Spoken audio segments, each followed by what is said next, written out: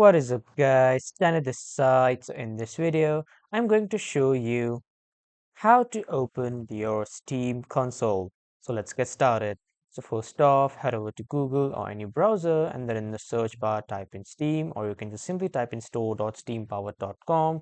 In both the cases, you will be redirected to the official website of Steam, wherein on the right side at the top, you will see the option of login.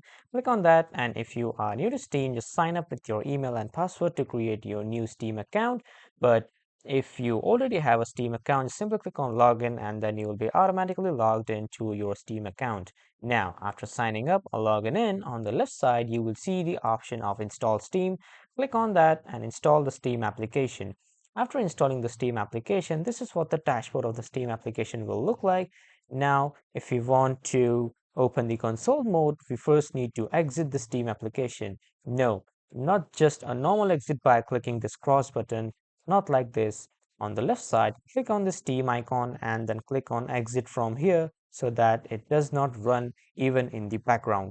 Now, after closing the application, hover to the application again and right click on it.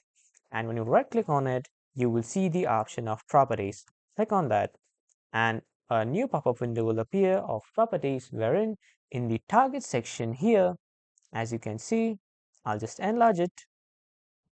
So here in the target section, you need to click it once to open the cursor, and here you need to write dash dev space dash console. You can even see this command of dash dev and space and then dash console.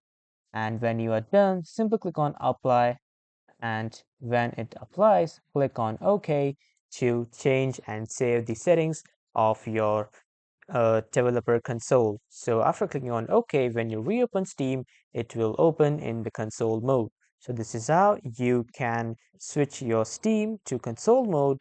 That was all for this video, everyone. Thank you for watching.